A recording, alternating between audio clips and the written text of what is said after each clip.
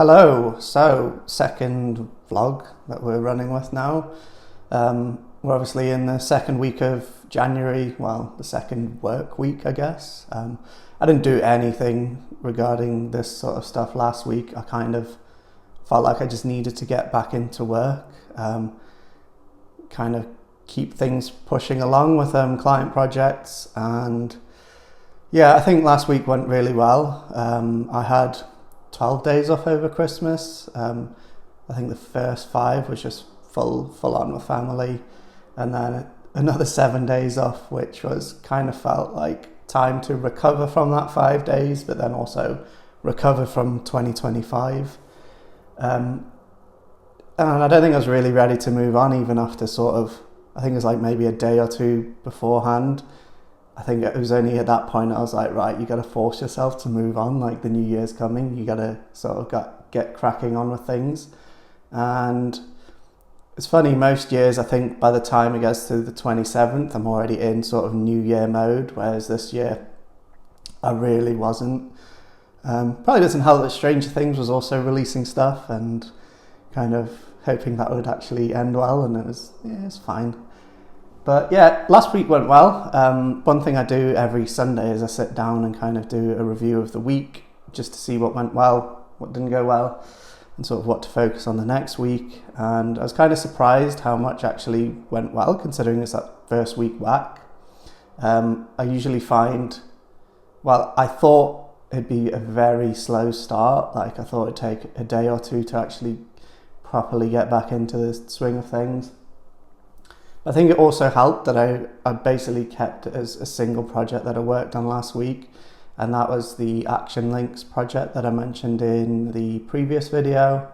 So dev is pretty much done. So I wrapped up most of that last week. There's just a few bits and pieces I need to do there, sort of tweaking the responsive layout.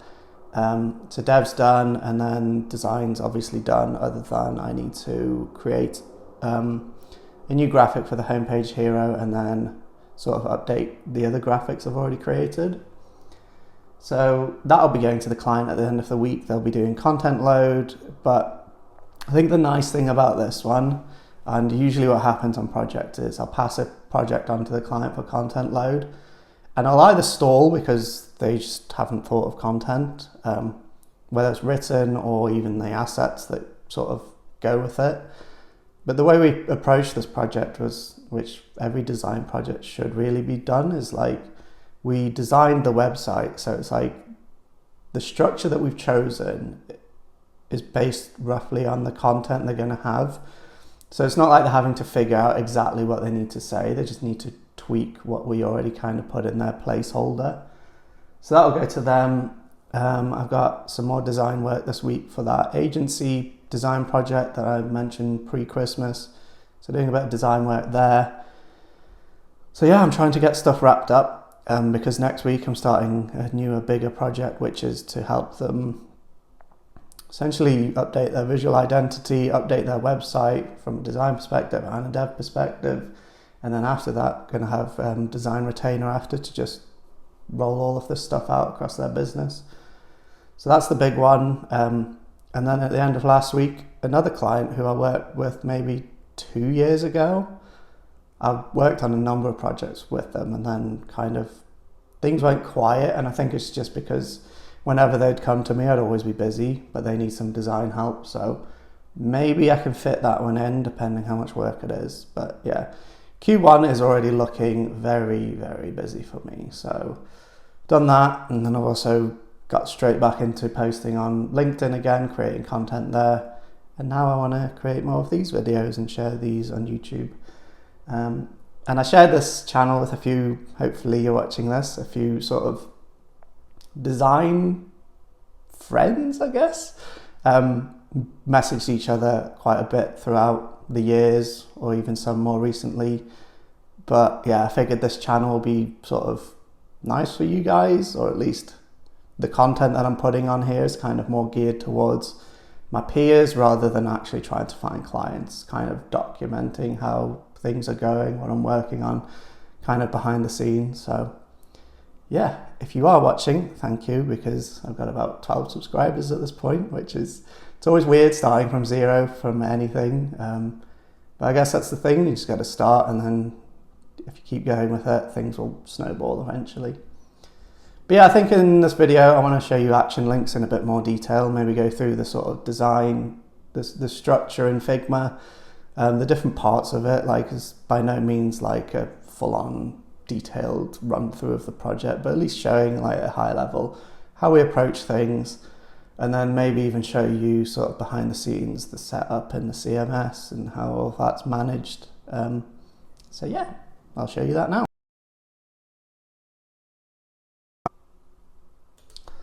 So I'll just quickly run through things on action links. I think I showed you this before, which is the designs for the website. So you can see it's not a massive site. Obviously they can extend it to create more pages, but they just didn't have the need for that. So I'm going to take you back a few steps. So this is kind of how I've structured the project in Figma, and started things off with a bit of a discovery. I essentially started with a detailed questionnaire that I sent to the client, and then I sort of captured all that information in these slides, basically like paring it down so it's not overly detailed like what they send through, but just capturing the most important things. So started off like, what's the goals for the projects, and again I'm just going to touch on this, sort of who the customers are, who are actually designing this site for ultimately, who are the people who are sort of going to interact with the website, and them as the client. Then I created a few personas off the back of that, just so I've got a better idea of like who we're actually making this for. And then competitors, just looked at some of their competitors, and this is one of those projects where they've sort of niched down enough where they don't really have many sort of direct competitors. There's maybe like other platforms doing a similar thing, but they're very much geared towards working with sort of the arts and culture sector, because that's their background as well, that's what they came from. So I think I put this all together in like a day, along with the wireframes. Again, the wireframes, what I used to do is I'd actually design these up like from scratch.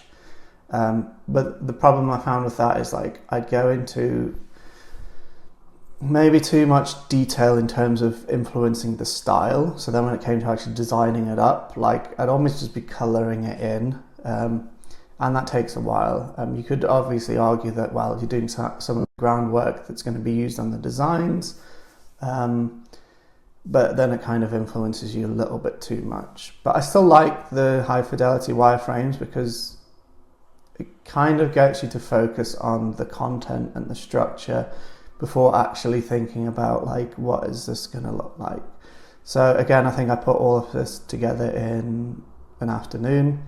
And with the components, I used Relume, I think that's what it's called. I think they've got a free version on Figma. So I just dropped in what seemed to be like kind of the most appropriate blocks. And again, this wasn't meant to be one of those things where it's like, this is the exact layout it's going to follow. Obviously you don't want to choose something that's completely way off, but I think like this section, for example, we ended up changing it to be something like that. And even this section, I think maybe that stayed the same, but yeah. So this really helped for our first call because we kind of got on the same page and like what we're focusing on. So we did the wireframes, mood board. Again, this stuff came from the client. So they sent over a bunch of websites they liked the look of. Then I just went away and started finding other things that I could online, some more bold ideas. Off the back of the mood boards, I didn't show the client the mood boards. I basically created these stylescapes. So I created two. So this was the first version. So with both of them, I kind of created the hero section of what it could look like. And then the rest of it's very much like just existing stuff. So we started off with this sort of bolder version, both from a typography perspective and the colours. And as you can see, still keeping some of the sort of neutral tones in there, but there's very much going to be a bit darker and sort of bold. And then there's the second one, which was this one, which I really liked. And everyone else I showed to, they really liked this one again. But with this, again, like, it's still rough around the edges, nothing's perfect. But this one's kind of more bright and airy. And yeah, they ended up going for sort of a blend of the two. Sort of. We didn't go with so much big blocks of colour like this anyway. We kept it more towards sections, but they wanted to keep the coral and they wanted to have this sort of yellow colour, and we ended up implementing another colour. But yeah, off the back of this sort of stylescapes, just did a bunch of versions of exploration. Again, this was taking the wireframes and designing them up. So I ended up creating them, stripping everything.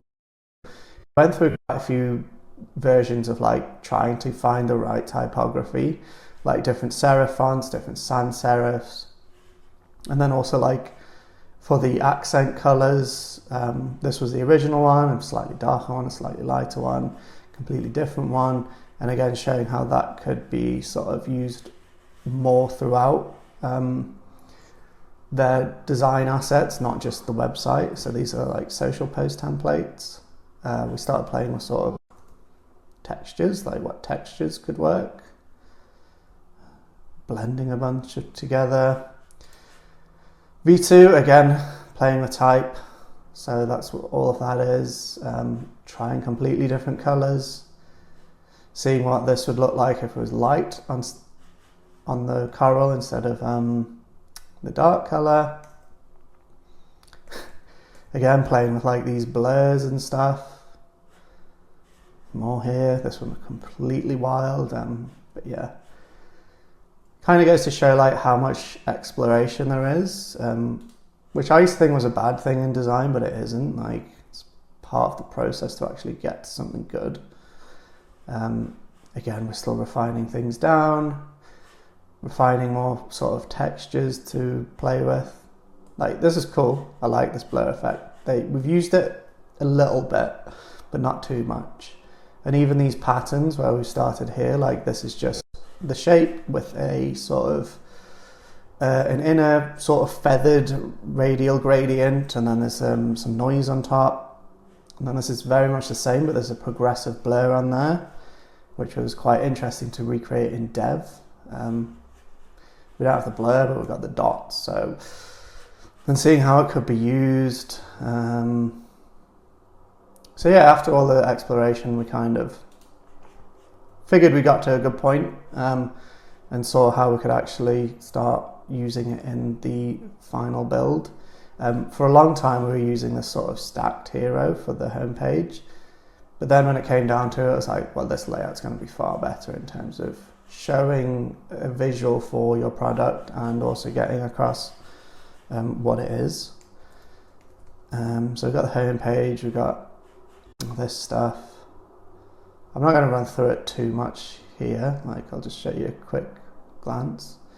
So yeah, that's the pages built up, and then here's all the components. So I've organized it into sort of the atoms. So here's our shapes, different versions of them, sort of molecules, all these different cards. And the way these these are all themed, so I can just change this to be like that. So again, when it comes to the sort of client using it, they'll have control over some of these blocks where they can choose which theme they want, which is cool. But as you probably saw on the main layout, we've kind of kept it more neutral and then just used these pops of color, other than the footer where we are using this sort of big block of coral. But yeah, that's the sort of components. And media, sort of this placeholder image that if there isn't any image uploaded, it will render that.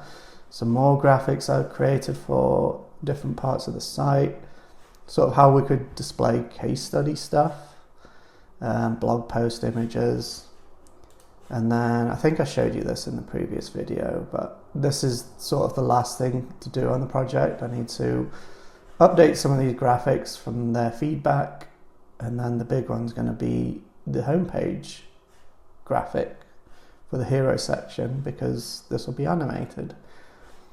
And then finally sort of wrapping it all up for the client so they can basically take this and run with it, and create more graphics for social media and all that sort of thing. So these guidelines aren't overly detailed, but it gives them enough so they know what to do, but not too much that it's like, what do we do? I think there's always that balance. So I've got all the colors, so sort of the reasoning how to use these different theme colors, and then here's the sort of overall extended color palette. Got the different typography, all of that, sort of the logo lockups, icons used, how to actually create the visual effect that we've got. So again, design's a funny one because you could go super complex, but like it depends who's using it. Like I know my client's not a creative as such, so she has some experience, but not too much.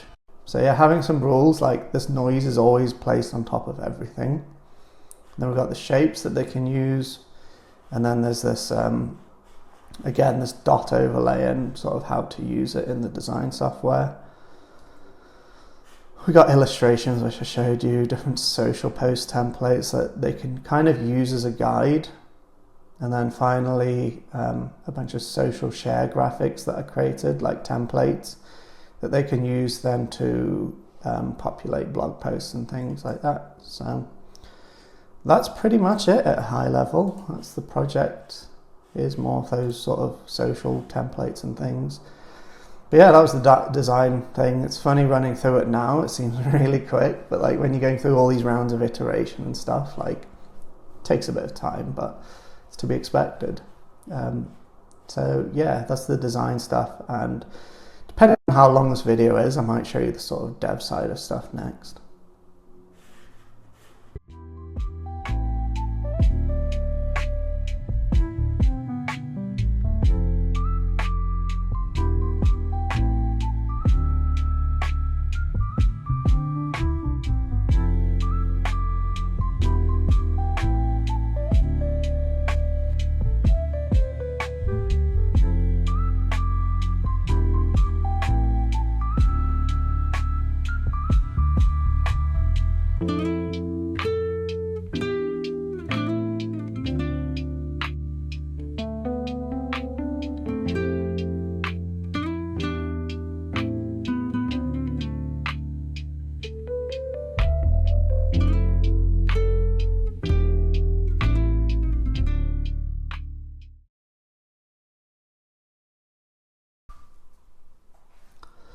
Okay, so I'm going to quickly show you the dev side of things. I won't show you any code, I'm just going to show you sort of the CMS side of things.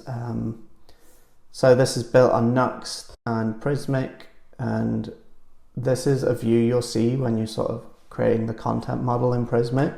So you've got page types, your custom types, which is essentially data that you can reuse, reference it in pages. So for example, a quote, like maybe you want a single source of truth for that quote.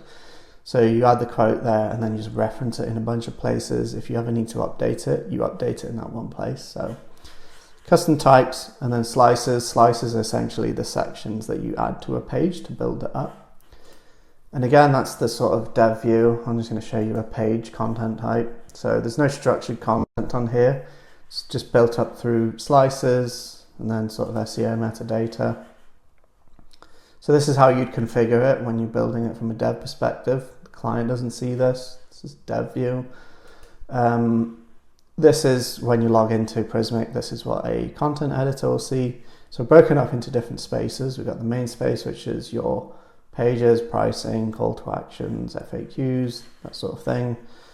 Then blogs, which, as you can guess, it's the blog related stuff. Case studies, again, case study related stuff. And then settings, your global metadata, navigation, footer, all of that sort of thing. So quickly show you like creating a page. So this is for the product page, and the nice thing that Prismic have is this view of like when you add a slice to a page, you get a preview of what it looks like. So I can go in here and change that text and it'll update it for me. So it gives you more context when you're adding things, what things are going to look like without having to go into preview mode. So preview mode shows you what it looks like before you've published it. But again, this is, I guess, an extra step to just show you this is what it's going to look like without you physically having to go on that preview mode, at which point you can see like the entire page and how it looks. So page is made up of slices, as I showed you in this sort of view. You can go in and add all these different slices, which different variations. So again, this is all set up in that previous view and you need to figure out the best way to structure it. But the nice thing is you have these previews, so you have context of what you're adding. But I'm just going to show you what's already on the page. So most of this is just built up where you're adding the content on the page. So there's not much reuse across a lot of these things. And with such a small site, it kind of makes sense.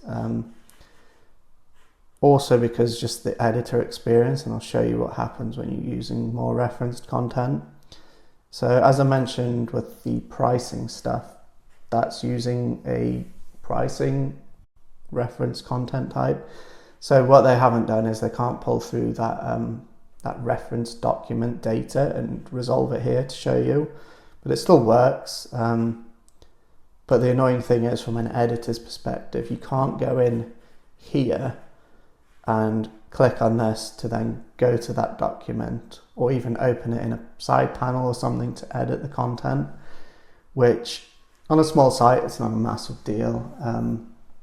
Chances are you're not editing this stuff too often. But I think once your content model gets bigger and your content relationships get more complex, that's when this small UX thing becomes a bigger thing.